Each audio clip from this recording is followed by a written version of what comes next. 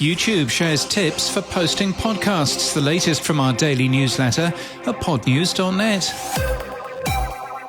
Erica, a strategic partner manager from YouTube, has published a video with tips about posting podcasts on the platform. She talks about how to upload audio-only shows, covers monetization, and suggests that you make a playlist for your podcast episodes. She ends, "We'll keep you posted as we develop more tools for podcasters on YouTube." Well, when's that likely to happen? In March, we posted leaked plans from YouTube's presentation to some podcast partners. We're expecting more news sometime over the next 2 months. YouTube was very visible at the recent podcast show in London. Podcasts with guests get more listeners, according to new data from Rephonic. They're also, as you might guess, a bit longer. German podcast website podcast.de posted results of a survey. Unusually, no one in that research claims to listen to podcasts on YouTube. Knowledge and education is the genre that does best, and most people listen while driving. UK podcast production company Message Heard has signed with CAA. The London podcast studios in Holborn have shown off their new look.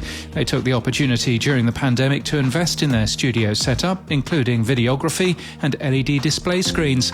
The Tribeca Festival is to launch its own podcast network called Tribeca Audio. The Good Pods app now has a comments feature.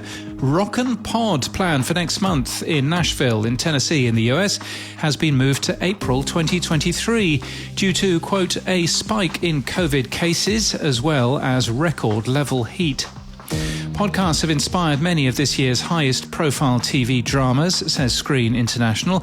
The long-form article, which we link to today from our show notes and our newsletter at podnews.net, looks at TV producers and their attitude to podcasts. Nominees for the British Podcast Awards will be announced tonight. For the first time, there will be 10 nominations per category. And Ian Koss, producer and sound designer at PRX, is the curator this week for the Earbuds Podcast Collective, posting 5 episodes from podcast musicals. It's a Monday, so time for some tech stuff. Audio Bookshelf is an open-source, self-hosted audiobook and podcast server with features like Chromecast support and apps for Android and iOS. Will Hagel posts how uploading an album as a podcast could take back control from big streaming.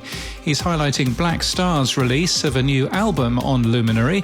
Meanwhile, Music Casting is a new website to help musicians use value for value and new podcast apps to release their music for all. RSS feed best practices isn't written with podcasting in mind, but does include a lot of useful information if you're coding your own. And the Mere Mortals podcast supporters page shows all their supporters to the Mere Mortals podcast, currently produced manually from an Excel sheet produced by Satoshi's Stream.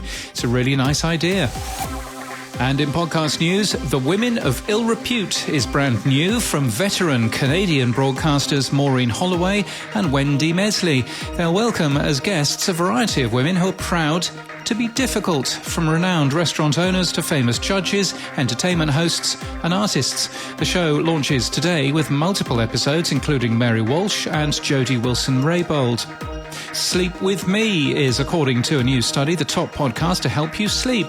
The study data used a number of metrics, including total subscribers on Castbox. And The New Conspiracist looks at conspiracies across the world with comedian and BAFTA winner Jolyon Rubinstein and Pulitzer Prize-winning investigative journalist James Ball. They're joined by expert guests to unpack one specific conspiracy theory, from the frankly ridiculous but enjoyably escapist to the somewhat believable and eye-opening. A new season launches today.